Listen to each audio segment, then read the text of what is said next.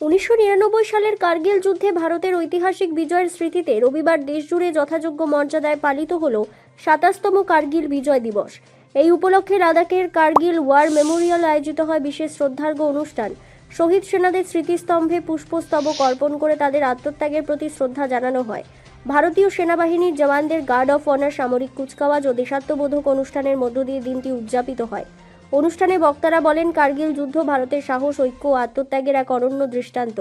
দেশের সার্বভৌমত্ব রক্ষায় যারা প্রাণ উৎসর্গ করেছে তাদের ত্যাগ কখনো ভোলা যাবে না।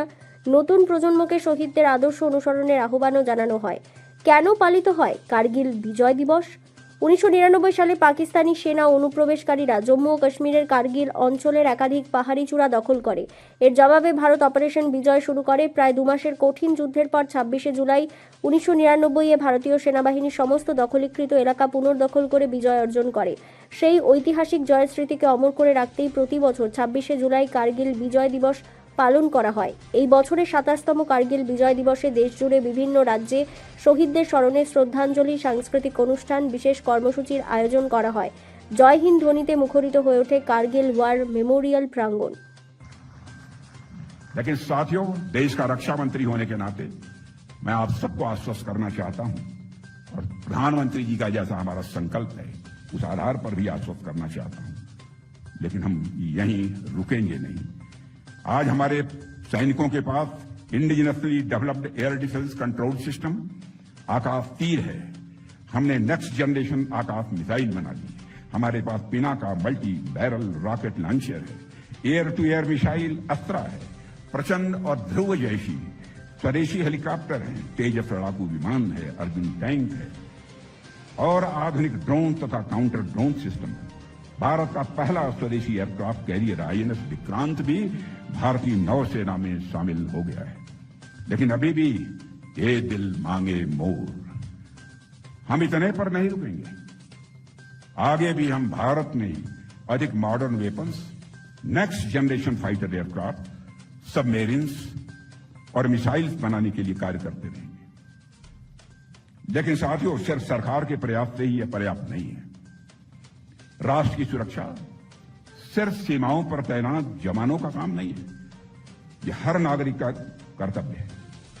और कारगिल ने हमें दिखाया है कि जब देश पर संकट आया तो जाति, धर्म, क्षेत्र और भाषा की सारी दीवारें अपने आप ढह गई। यह भावना, यह एकता हमारी सबसे बड़ी ताकत है। साथियों, मैं सरकार की तरफ से यह आश्वस्त करना चाहता हूं कि भारत के सैनिकों का कल्याण और हमारे राष्ट्र की सुरक्षा हमारी सबसे पहली यह प्राथमिकता है। वह समय गया जब दिल्ली में बैठे हुए लोग सेना को प्राथमिकता नहीं देते थे। आज दिल्ली में भी वैसे लोग बैठे हुए हैं जो भारत की सुरक्षा के लिए सेना को घर में घुसकर मारने की भी खुली छूट दे देते।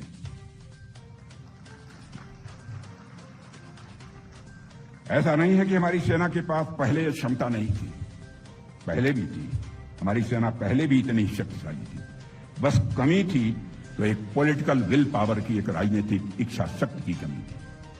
और मैं आप लोगों को यहां इस मंच से विश्वास दिलाना चाहता हूं साथियों, केंद्र सरकार की है पॉलिटिकल विल पावर, राजनीतिक इच्छा शक्ति में कोई कमी न है, न भविष्य में कोई कमी आने पाएगी।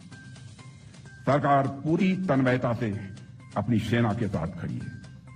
देश की जनता और देश की संसद अपने सैनिकों पर पूरा भरोसा करती है। और हम ये जानते हैं कि जब तक आप सीमाओं पर हमारी रक्षा कर रहे हैं, देश की रक्षा कर रहे हैं, भारत की ओर आंख उठाकर देखने की हिम्मत भी किसी के अंदर नहीं हो सकती। साथियों, केवल कारगिल ही नहीं बल्कि आजादी के बाद से आज तक जब जब इस राष्ट्र के सामने चुनौती आई है, तब तक आप जैसे वीर सैनिकों ने अपने अदम्य साहस, अनुशासन और सर्वोच्च बलिदान से भारत का गौरव विश्व पटल पर और अधिक ऊंचा किया है।